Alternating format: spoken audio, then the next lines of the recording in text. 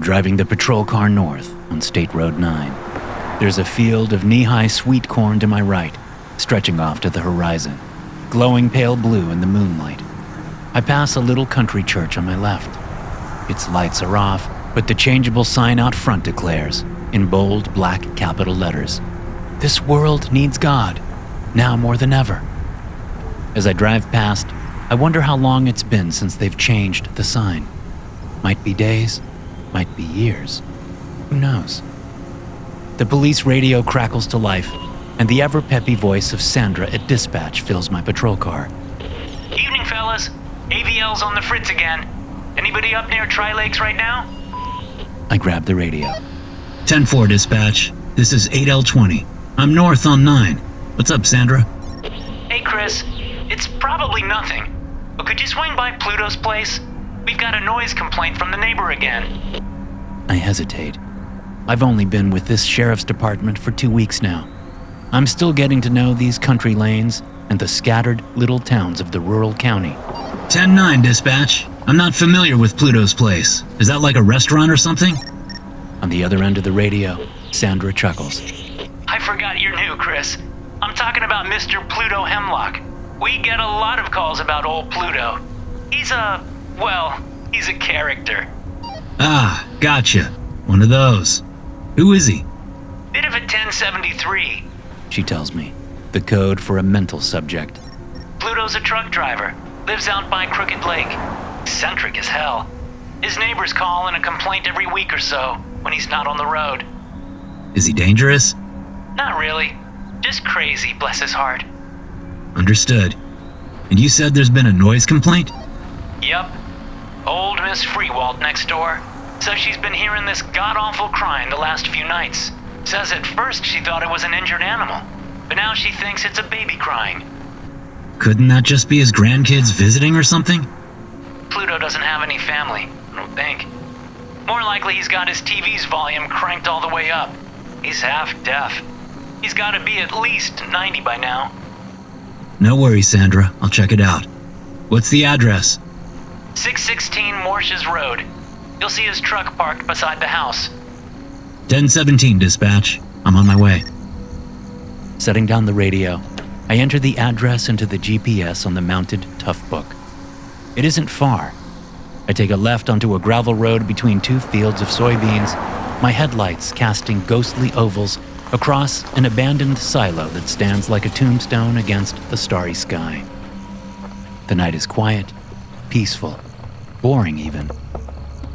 I transferred to the sheriff's department 2 weeks ago. After 15 years with the Indianapolis PD, I needed a change of scenery. The county sheriff put me on the graveyard shift first thing, but that suits me just fine. The more boring a shift, the better. That's what I say. Back in Indy, any day without a shooting was cause for a celebration. Up here, in the agricultural northwest of the state, it's been 2 weeks of quiet nights. Who could ask for anything more? I hum a little tune to myself as I approach Crooked Lake, drumming on the steering wheel with my fingers. I used to get so stressed on every shift, my heart pounding, my brain awash in cortisol, and my hands so sweaty I could barely grip the wheel. A decade and a half of high-speed car chases and gunfights with gangbangers will do that to you. But now I'm off to visit some geezer named Pluto because he fell asleep with the TV on. And that's not out of the ordinary for the calls I've been on up here. The single most dramatic thing that's happened since I transferred was a teen running away from home. Some 15-year-old boy in Churubusco got in a fight with his mom, packed his things, and marched right out the front door. The sheriff thinks the kid probably just hitchhiked over to Fort Wayne to stay with his dad. But just in case, he told us all to be on the lookout. The boy was wearing a bright orange backpack when he ran away, and as I pull onto Morshes Road, my headlights reveal a backpack in the weeds by the street corner. But the bag is blue, not orange. Nothing special. I drive on. I can see moonlight glinting off the surface of a small lake to my left. The landscape up here is freckled with these lakes, hundreds of them. This one seems pretty nice. Maybe I'll come here fishing sometime. 616 is the last house on the street, which ends in a cul-de-sac. It's an unassuming little place, ranch style, one floor, with the porch light on. There's an old semi parked in a stretch of dead grass to the left of the house, and a rust-speckled Toyota Camry with the back fender missing sitting in the driveway. I park behind the Camry. It's just after 3 a.m. as I step out of the patrol car, breathe in the country air, and listen to the night. I hear crickets chirping from the trees and a dog barking somewhere far off, maybe across the lake. There's nothing out of the ordinary. I look around at the neighbors. Sure enough, there's a light on in the window over at 614, and the unmistakable silhouette of an old woman with cotton candy hair behind the glass, like a Q-tip in a dollhouse. That must be old Miss Freewalt, the angry caller.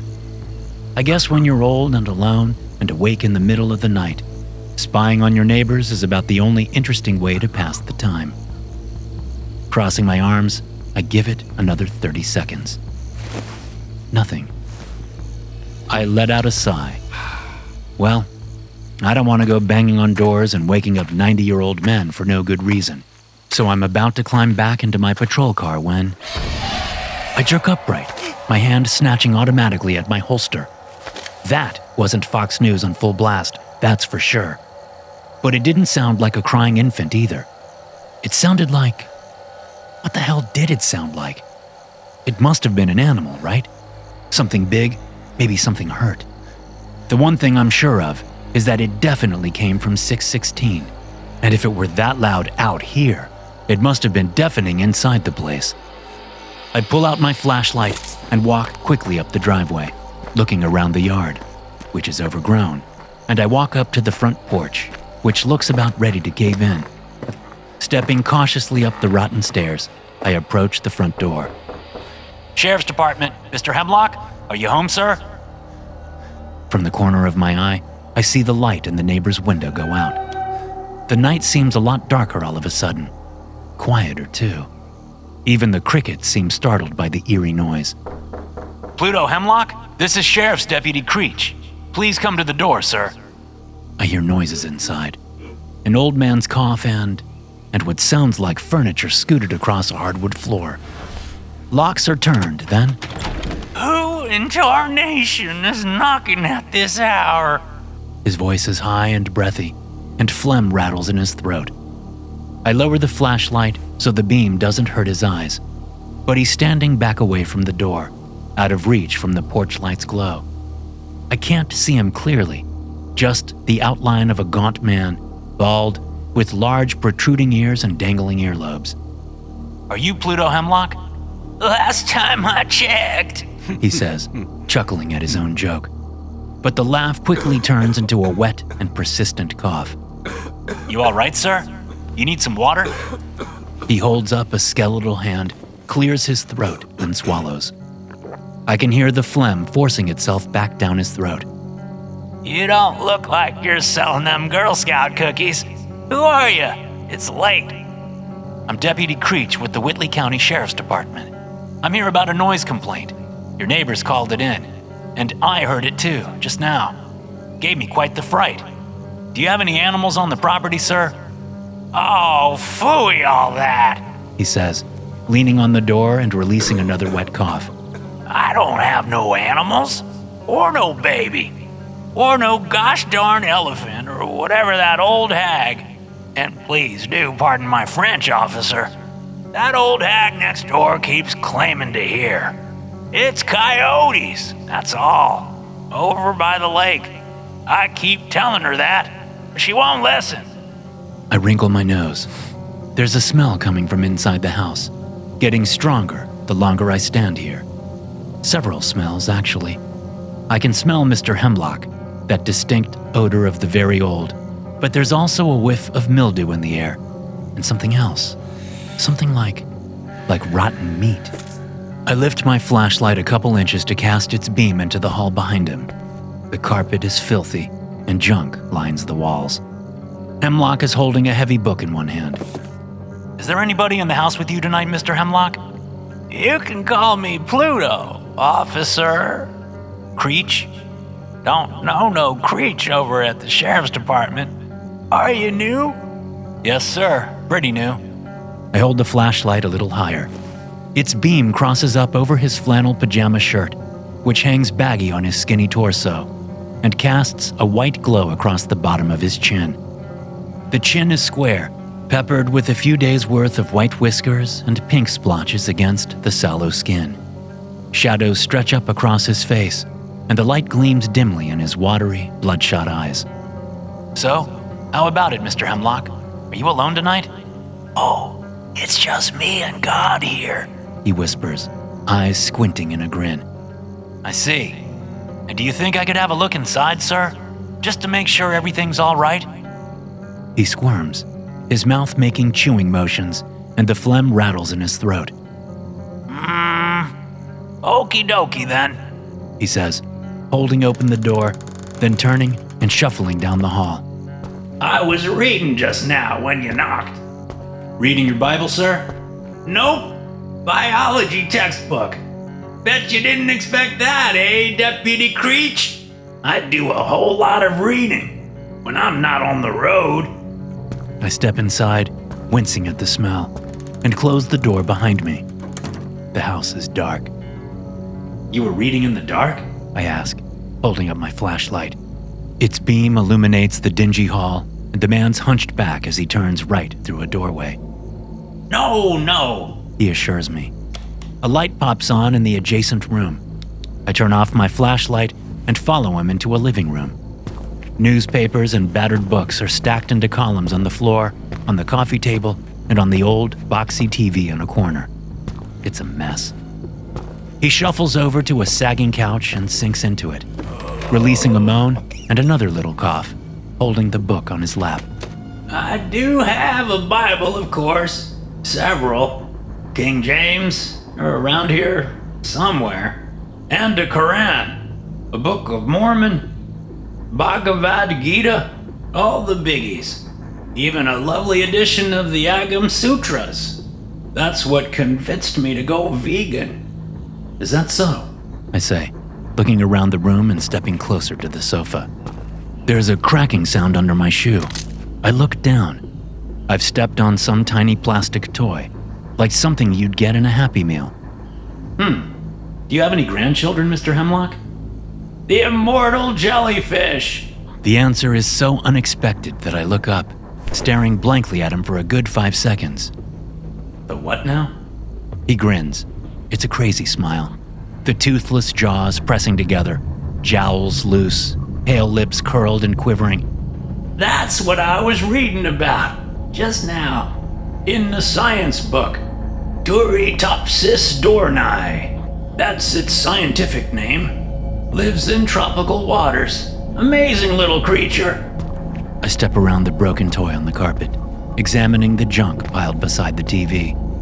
I see an open bag of diapers, but when I read the label, it's clear that they're not made for infants. Overnight depends. Maximum absorbency. You didn't answer my question. Do you ever have grandchildren over here? Or any children that come to visit? Hemlock blinks up at me and taps a shaky fist on the cover of the biology textbook in his lap. Do you want to know why they are called immortal jellyfish, Deputy? It's because they don't have to die. Can you believe that? Instead, when they get really, really old, they change! Turn back into itty-bitty baby jellyfish instead. And the whole life cycle starts over again. Is there a reason you're not answering my question, sir? He chews his phlegm, gazes up at me, one eyelid twitching. No grandkids here, okay? But back to what I was saying. Science has revealed some amazing truths, hasn't it? I turn, my shoes crunching into the carpet, which seems like it hasn't been vacuumed in years. I peer into the next room, the kitchen. Scientists used to think that everything had to die eventually, that death was inescapable. But this here jellyfish says no siree to all that. And bam! Now we know it's possible.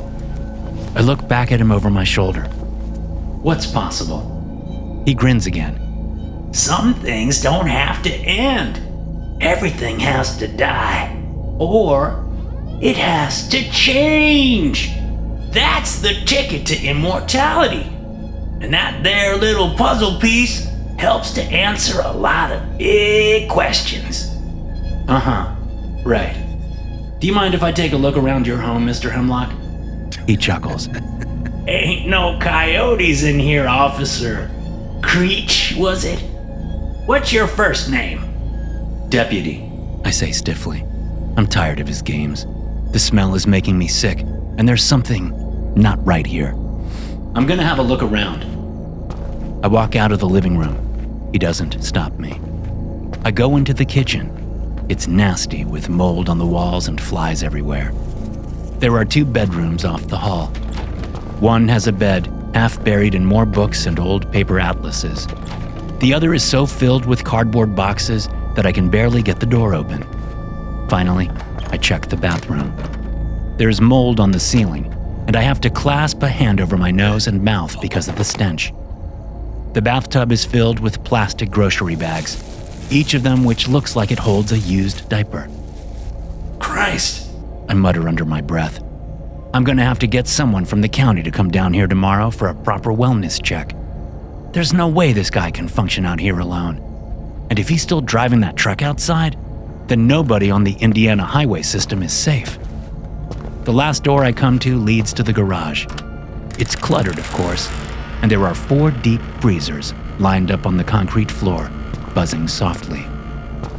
When I return to the living room, Hemlock has set aside his book and crossed his legs on the sofa. He's wearing fuzzy slippers and flannel pajama bottoms. The pants are so loose on him that they seem to hang on nothing but bones. Mr. Hemlock, I'm gonna ask you a question, and I want you to answer honestly. Does this house have a basement? His face falls, eyes darkening. His oily forehead wrinkles like a prune. He looks like a child caught in a lie. Because I think it does, but I don't see any door for it. And when I came up on your porch and knocked, I could hear you moving furniture, which leads me to think that maybe that bookshelf in the hallway is standing in front of your basement door. Is that possible, Mr. Hemlock? For a few seconds, he seems to shake with rage. Then his lips quiver back into that awful, pruny smile. Well, ain't ya a regular old Sherlock Holmes, Deputy Creech? What am I going to find in your basement, sir? He squints, lips pursed. One shaky hand seizes the sofa cushion beside him and squeezes. I found something, in the springtime, after a very, very long search. It changed my life, it did. Ask me, Deputy Creech. Ask me what I found. I'm not gonna let you waste any more of my time, I tell him, stretching up to my full height and letting my arms hang at my sides. I'm not a super big guy, 6'2", but I find when I take on the right pose, standing straight in the uniform with my right hand by my holster, most citizens do one of 2 things. Either they melt into submission, or they get ready to fight back. Pluto Hemlock does neither. He leans back into the sofa, glancing around the room at the pillars of stacked paperbacks and yellowing newspapers. I am curious. Would you consider yourself a religious man, Deputy Creech? I shake my head. Stop changing the subject, Pluto. What are you hiding down there? He shrugs. His shoulders are so bony that the gesture makes him look like a dancing skeleton. Here's what I'll do then. I'll guess whether or not you're a religious man, eh? He clears a bit more phlegm from his throat. I'm gonna say that, as a boy, you did indeed attend church every Sunday. Furthermore, I'm gonna say that, while you don't look back at those religious services with animosity, you also don't think about God much these days. And I think that you haven't stepped foot in a church for a long time now. Maybe years, maybe decades. He chews on his phlegm, then swallows. How's my deduction, Sherlock? Am I close? I feel my stomach going queasy. Sure, whatever. That's Pretty close, I guess. Now then, and for the last time, is there something illegal in your basement, Mr. Hemlock? It's an epidemic. He goes on loudly, interrupting me. The loss of faith. People think it's because of science, because of discoveries like the Big Bang and evolution and that jellyfish. But it's more than that. Much more. And it's happened before. It's all happened before. I sigh and bring up my hand to my shoulder radio. If he's gonna keep playing games with me, I'll gladly bring in backup to share the load of listening to his annoying bullshit. But before I send out a call, he chuckles and waves a bony hand. All right. No need for that, Creech. Of course there's nothing illegal in my basement. It's just, well, it's a bit embarrassing to admit, but I've got some dirty magazines down there. A lot of them. And posters too. Nothing too kinky, mind ya. But I do get lonely out here, you understand. I lower my hand. Oh, really? Why don't you show me then? Exhaling with a wheeze, he hoists himself back onto his slippered feet and shuffles into the hall. I follow, a pace behind. He approaches the bookshelf there and starts pushing, straining under the weight, shifting it only an inch or two with each weak shove. Stand back, I'll do it, I say. He backs away, a little sweaty, and I push the shelf aside. Sure enough, there's a door behind it. Keeping an eye on Hemlock, I set my right hand over my holster and turn the knob with my left. It isn't locked. The door swings inward, revealing dusty wooden stairs leading down into a dark basement. The sweet, sickly smell is stronger down there. I wonder if I'll find a meth lab. That would seem like the most likely explanation. But this smell is different. Meth labs tend to stink of ammonia and burnt plastic. This odor is more organic. Shall I lead the way, deputy?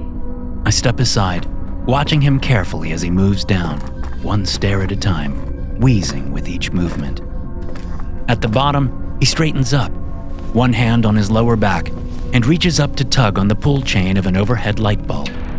It flickers to dusty life, revealing a low ceiling, unfinished walls, and cobwebs in the corner. Sure enough, there are posters pinned up along the concrete walls. The images are vintage pinups, curvy women with white smiles and lustful eyes. But their colors are faded, their edges tattered, the once perfect faces ghostly under a sheen of dust. There's an armchair by one wall, next to a stack of mildewy boxes filled with old magazines. On the topmost box sits a plump bottle of lotion and a box of tissues. My stomach tightens in disgust. Suddenly, a gunfight in the streets of Indy doesn't seem so bad. Like I said, Pluto says with a deep sigh. It's a lonely life driving a truck, and I don't even have anyone to come home to. But that's not all bad. I have my books upstairs. I have this. He raises a hand and taps at the bald dome of his head. I do a lot of thinking on the road. Thinking is underrated these days. Why, there's a lot you can come up with only a curious mind and time on your hands. I turn in place, sniffing the air, examining more stacked boxes in the far corner, some old suitcases, a pile of plastic tent stakes. Did you know, for instance, that the ancient Greeks devised that everything was made of teeny tiny particles? They figured out atoms thousands of years before the electron microscope was ever built. Incredible. I've made discoveries like that too. Unlocked secrets, unraveled mysteries. I solved it, in fact. The big question. All by the power of thought. That's how I found it. Big question. Power of thought. Right.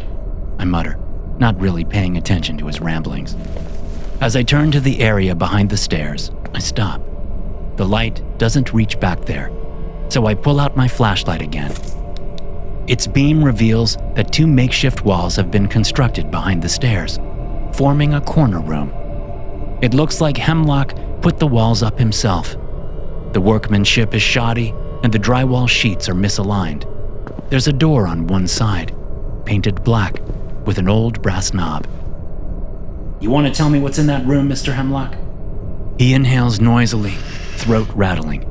Why, answers, of course. Shaking my head at his cryptic BS, I approach the door, once again laying a hand on my sidearm as I open it. A cold wind whistles into the basement from the open door. The tiny room beyond is pitch black until I raise my flashlight and step inside. It's even smaller than it looks from the outside, because the walls are lined with sheets of foil and cones of sound-insulating foam. There's a carpet on the ground, patterned in concentric circles. I move the flashlight up, revealing a rolling tool cabinet, its red drawers wide open with a rusty crowbar sitting on top. Hemlock shuffles over and stands in the doorway. Do you recognize the image on the carpet, Deputy? It's called a mandala. Many ancient people devised that the universe operates in cycles. Oh yes, Hinduism, Buddhism, the Mayan religion. They all believe the cosmos never dies, but changes, like our friend the jellyfish. Growing up, growing old, resetting, round and round. And like the Greeks with the atom, so science has finally caught up to that ancient wisdom. Know about the Big Bounce theory? The universe begins with a Big Bang. Whoosh! It expands. Then crunch.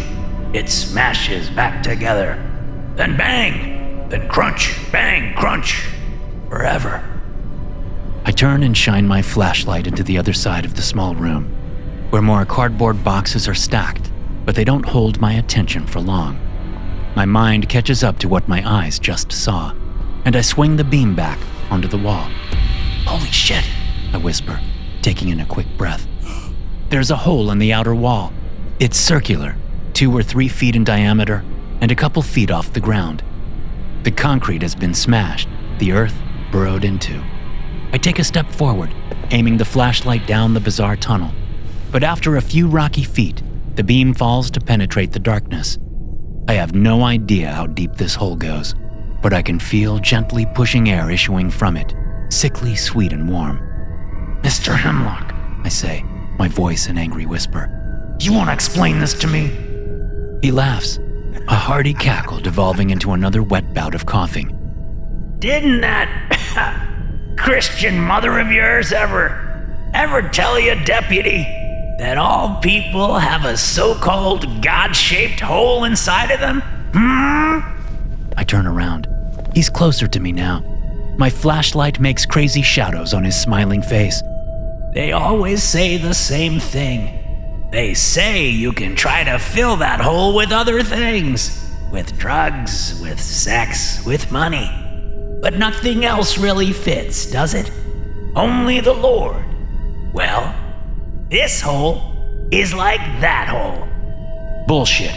Oof, pardon your French, officer. This is all bullshit, I say, cocking my head and glaring at him. You've been lying to me from the start, Mr. Hemlock, and I'm getting tired of it. His eyebrows arch in mock innocence on his wrinkled forehead. I beg your pardon? What lies have I supposedly told? We'll start with the little one, shall we? You say you were a vegan. I am. There are 4 deep freezers in your garage. What would a vegan need with those? That'd be a hell of a lot of frozen peas, Pluto. What's really in those freezers, His expression of innocent confusion contorts, his face shriveling into a wicked sneer. Meat! What kind of meat? Roadkill, mostly. You're a vegan who eats roadkill? He stomps into the room, and I automatically take a step back and draw out my sidearm. Do not come any closer! He snatches my arm in one bony hand. The meat's not for me! I pull away from him. Do not lay your hands on me! Ask me what I found in the springtime. You need to calm down, Pluto. Ask me! This isn't a fucking game, Hemlock! Then ask me, you dribbling coward! Ask me what I found! After that, I'll tell you everything you want to know. I swear! I grimace. My right hand on the gun is getting sweaty. I relax my muscles with an effort. Fine! Mr. Hemlock, what did you find in the spring? That horrible grin returns to his face. I found God. Right, of course you did. Okay then, Pluto Hemlock, turn around and put your hands behind your back. I holster my gun and put the flashlight in the crook of one arm while I go to pull out my handcuffs. Before you do that, says Pluto, clearing his throat. You might want to take a look in those there boxes. He nods at the corner of the room. Keeping an eye on him, I move the few steps over to the boxes and flip open a cardboard flap. There's something bright orange inside, a backpack. I stare down at it for half a second before realization hits me like an icy shower. Holy shit. The truck, the noises, the freezers, the tunnel burrowed into the wall. This guy is a legit psycho. And he wouldn't be the first truck-driving, kidnapping, serial killer. I gasp, lurching back around and snatching at my holster once again. But he's not there. He jumped to his right, toward the tools. I whip out my sidearm and aim it in one hand with the flashlight in the other. Freeze! Do not! A thunderous wailing issues from the hole in the wall. The sound must be amplified by the tunnel. It's deafening. I clasp my eyes shut and cover my ears with both hands. Every hair on my body prickles. It fades after a few seconds, echoing throughout the house, and I stumble forward. My ears are ringing. I raise my gun and the flashlight to look around. There are the boxes, and there are the tools, only where's the crowbar? He swings at me from the shadows, the crowbar striking my outstretched hands. My gun falls to the carpet. I scramble forward, snatch it up again. I turn, aiming, and as my flashlight beam travels the outer wall, I see something moving into the hole. I march forward, just in time to see the soles of Hemlock's fuzzy slippers disappear into the dark tunnel. He has crawled inside, wriggling out of sight, dragging the crowbar with him and laughing the whole time. A wicked cackle, like an insane child. Panting, I snatch at my shoulder radio. 1199, dispatch! I need backup at 616 Mortius. Sandra, hello? I tap the radio. Shit, there's no signal in this fucking room. I take one step toward the door when the noise starts up again. A horrible cry of anguish and hunger and desperation. I turn my head to look at the hole. Wherever it leads, Hemlock is almost there, or already there, with the crowbar, and with the cop on his heels. And maybe there's an infant in there, and maybe the missing teen, and God knows who else. He's gonna kill them! He's gonna kill them right now! Without even pausing to think it through, I dash to the wall and pull myself into the hole. Leaning painfully on my elbows and holding up the gun and flashlight, I wriggle until my legs are in too. I crawl forward on hands and knees, my back scraping against the roughly chiseled roof. Ow! Fuck! Pluto! Pluto! I want you to stop right where you are! Don't do anything stupid! I push onward, but I'm moving slow. I've gone maybe 20 feet. Damn, how far does this hole go? I try to glance back at the dim light coming in from the entrance, but there's not enough room to turn. Mr. Hemlock? I think I can hear him now. It sounds like he's talking to someone, or to himself. And there's another noise, the wailing voice, only it's more of a whimper now, infantile, echoing through the tunnel. I struggle forward for another 30 seconds, then the light from my flashlight shows a flat wall of chiseled earth in front of me. It's the end of the tunnel? Then where did he? Aha! There, on the right. There's a bend, and the hole continues onward, only, what is this? After the right-hand turn, the tunnel changes. There's still rock all around me, but it's slimy. The ooze looks red in the light, and I have this sudden sickening feeling like I'm crawling through living tissue, wriggling through the intestines of some monstrous giant.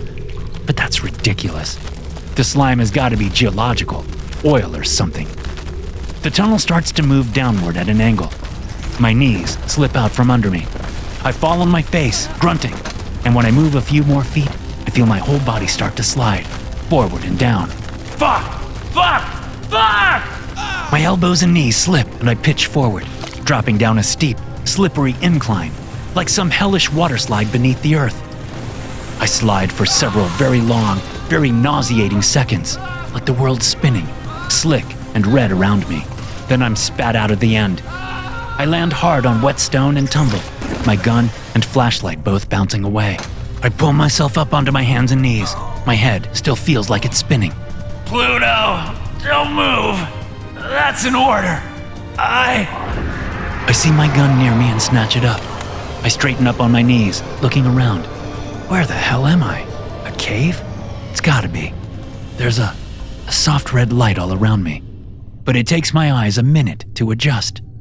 The ground beneath me is hard, and a few feet to my left there's a kind of crescent-shaped pool beside the cave wall. I rise shakily to my feet and approach the pool. It looks like it's full of some sort of purple mud. Every few seconds, parts of it swell up in oily bubbles and burst. At the end of the pool, there are these, they kind of look like tree roots, only red, and they reach out of the mud and run along the walls. My gaze follows the roots, up to where the red light is coming from. The main, high wall of the cave is glowing, and I see. Pluto Hemlock launches himself in front of me, cackling and swinging the crowbar up into my chin. The skinny old guy is stronger than he looks, and the blow knocks me backward. I taste blood, and my fingers flex on the trigger. The gun fires, the bullet hitting the cave floor. I land, not on hard stone, but in the bubbling pool. I spasm, expecting to feel fiery heat engulf me. But the oozing liquid is only warm. It's thick and sticky, like a bath of glue. I've landed in a sitting position, and I'm sinking slowly. I go to raise my right arm, but it's stuck fast in the slime. The gun and my fist already half submerged and disappearing fast. Pluto Hemlock, I am an officer of the law, and I have backup on the way. If you know what's good for you, you'll... He backs away from the edge of the pool, letting the crowbar clatter to the ground. He gives me a weak little smile and holds out one arm, sweeping it toward the glowing wall, inviting me to look. I look. What the hell is that? I say under my breath, squinting. What the hell is this place? There is something huge and rounded embedded in the cavern wall, like a giant slimy sack. It looks pink and rubbery and slick, and it's gotta be 2 stories tall. It's glowing from an inner light, and it's moving. There's something inside it, wriggling softly, a colossal shape. My eyes take in the details, but my mind doesn't want to accept what I'm seeing. The thing inside the bulbous sack, it has a massive pink head, big dark slits for eyes, and a flat little face. The body curled below is smaller, only about as long as the head. I can see the spinal column extending in a short tail, and 4 thin limbs with fat fingers and toes. I feel hot tears come into my eyes. That's a fetus. I hear myself say the words, but I still can't believe it. But that's what it looks like. An unborn humanoid infant, bigger than an elephant, as big as a whale, and the rubbery sack around it is some sort of translucent womb, I guess, stuck fast to the cavern wall. Down here, somehow, under a moldy, stinking house on Morshes Road. This can't be real. Mr. Hemlock, tell me what I'm looking at, please. He lowers his arm and exhales in a wheezing sigh. I already told you, Deputy. I keep telling you, but you ain't listening. He shuffles toward me, his slippers squeaking over the cave floor. That is God. What? The Lord of Lords, the Supreme Being, that which all religions strive to know and to worship. He turns, fists shaking at his side like an excited child, and gazes up at the gargantuan fetus glowing on the wall. I found him. So small he was, an embryo, wriggling and alone in the darkness, so weak, in desperate need of sustenance. I brought him home in my truck. I brought him here, made this place where he can be safe, where he can be fed. I try again to get unstuck from the purple slime. At least I've stopped sinking. My tailbone has hit a floor of hard stone about a foot beneath the surface, but my arms, feet, and ass are stuck fast. I wriggle my right hand, trying to free it from the ooze. Hemlock takes a shaky step toward me. Do you wish to understand his nature before you are consumed? Consumed? I look down at the gently bubbling slime around me. My skin has started to tingle, to burn. My eyes swivel to look at the strange roots that run from the pool up to the womb, and for the first time, I notice the umbilical cord that they connect to. It runs to the giant fetus's belly. Oh my God, is this pool how that thing gets its nutrients? Oh fuck, you can't do this, Hemlock. They'll come for me, they'll find me. He shrugs. Perhaps, but if they do, I will simply put them into the acid as well. It won't be long now, I think, before the sacred birth. And then it won't matter. Before the what? He sniffs a little, coughs a few times, then raises his hands, arching his skinny neck backward and running all 10 fingertips over his bald head. The cycle must begin anew, as it has infinite times before. Bang, crunch, bang, crunch. You're fucking crazy, man. Is that so? He smiles, face contorting, wrinkles stretching. Have you read Epicurus, Deputy? No, of course you haven't. No one reads anymore. It's all YouTubers and tweet talks. Well, Epicurus figured all this out way back in the 4th century BC, though he didn't put the pieces together.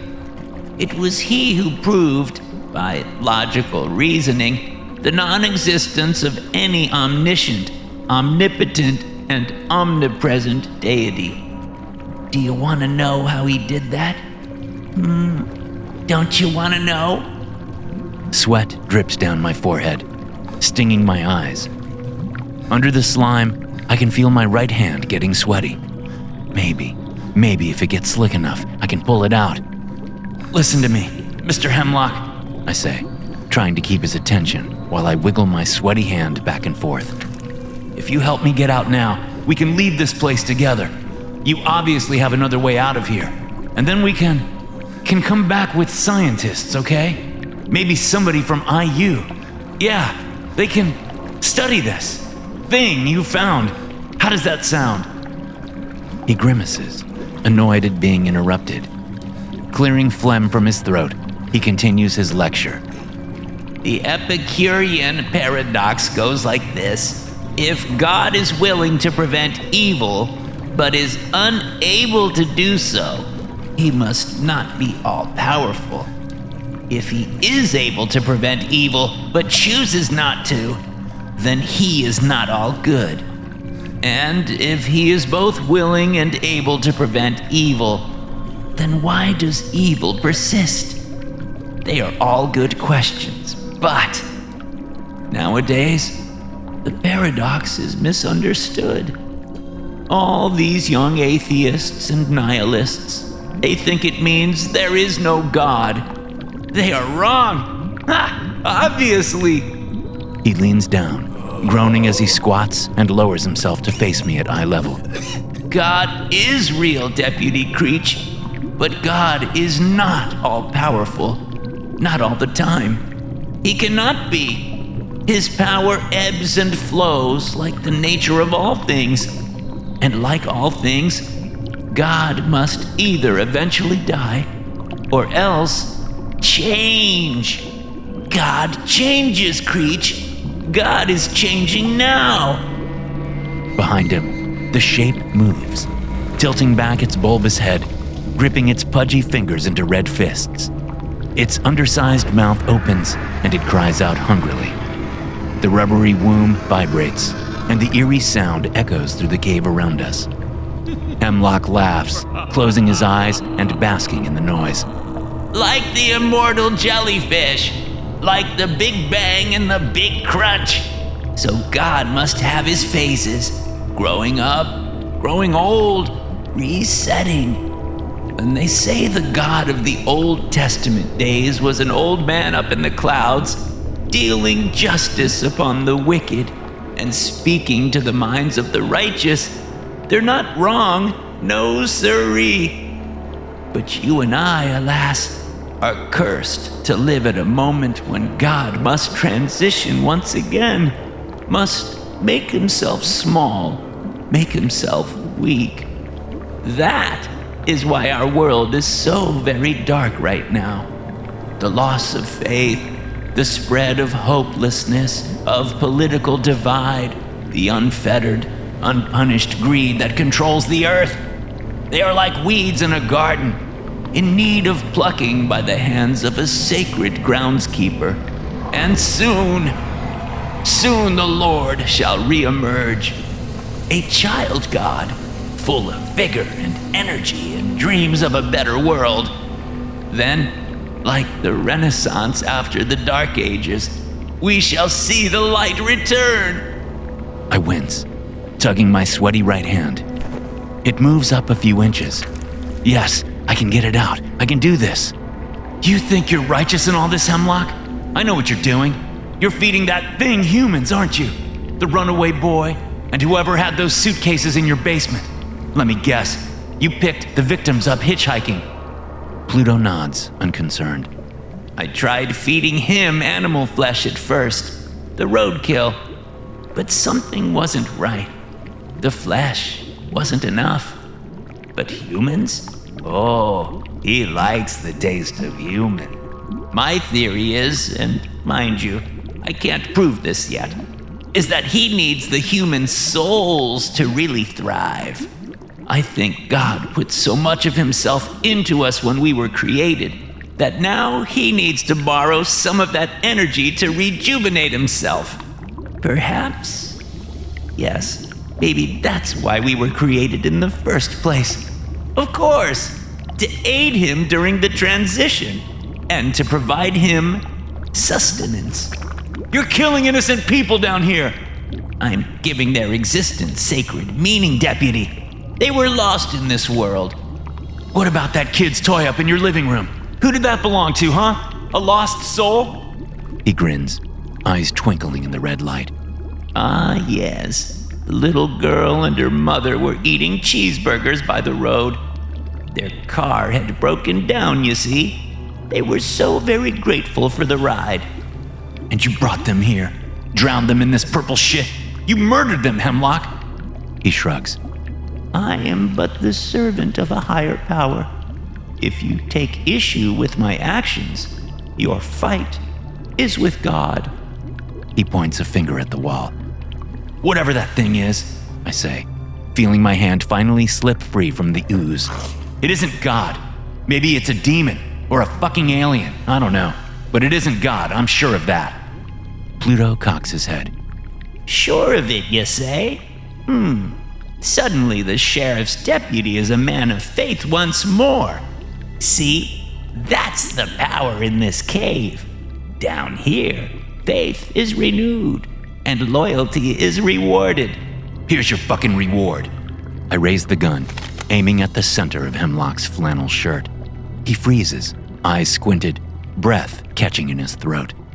Then I swing my arm up and to the left, aiming at the giant fucking head, glowing in its slippery womb. Don't! Howls Hemlock, jumping to his feet and hurling himself sideways as I fire.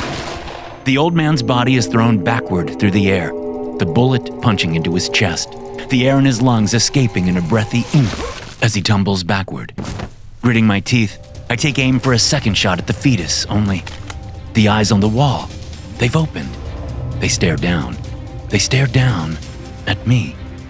Wide and dark. Dark but dazzling. Like twin galaxies in the cold heart of outer space. The depths in those unborn eyes cannot be measured. They are ancient beyond meaning. They are dark beyond darkness. Light beyond light. Timeless. Eternal. The supernatural gaze slices through me. I am pinned in place. Unable to move, to take a breath, to pull the trigger, even if I wanted to. And now, suddenly, I don't want to. I I can't imagine why I ever wanted to. Why I would ever wish harm upon something so grand, so old, so young. On the cavern floor, Hemlock coughs up blood and rolls onto his side. Do you see it now? I see. I feel. The sacred eyes close, huge red eyelids drifting down to blot out the galaxies within. I blink, tears spilling onto my cheeks, and suck in a breath. I lower the gun. Pluto Hemlock drags himself toward me, leaking blood onto the stone, the last bit of color now gone from his wrinkled face. What is your name? He wheezes. I swallow. Christopher. Why did I say it like that? Nobody's called me anything but Chris since I was a kid. Hemlock extends a shaky hand. I toss my gun aside and, reaching out, I grip his hand. The old man is weak, but with what strength he has left, he pulls me. I groan, sitting up, slipping my sweaty left hand free from the mud and pulling myself up out of the pool. I collapse onto the cave floor beside Hemlock, breathing hard. My skin burns all over, and little holes have been eaten through the fabric of my uniform. I have been baptized in acid, reset, reborn, like the jellyfish. Well, Hemlock moans, lying himself flat onto the bloody stone on his stomach. I'm well and properly cooked now, ain't I? There's blood dripping out from his mouth, and when his eyes swivel to face me, the life in them is fading. You know what you have to do now, don't you, Christopher? You have to feed him. He must be fed. He must grow strong and be born again. If not, this world, the darkness will spread and nothing. His head clunks to the wet stone. His last breath leaks out, full of phlegm and blood and the stench of death. I pull myself to my feet. I stand in the red glow of the cave. On the wall, the fetus begins to wriggle restlessly, and from its mouth comes a pitiful moaning. He is hungry. I lean down, grip the sleeve of Hemlock's shirt and one of his ankles. I lift the body up. He's not very heavy, and in 2 steps, I am holding him over the crescent pool. A police code pops into my head from nowhere. 1041. Beginning tour of duty. I drop the body of Pluto Hemlock into the pool. It hits the surface and begins to sink, swallowed up by the bubbling purple, digested, absorbed, and reformed into glowing flesh within the sacred womb. I turn in place, facing the cavern wall, and fall to my knees in worship. Thanks for listening. If you enjoy these stories, be sure to subscribe to the podcast and check out some more of my episodes here.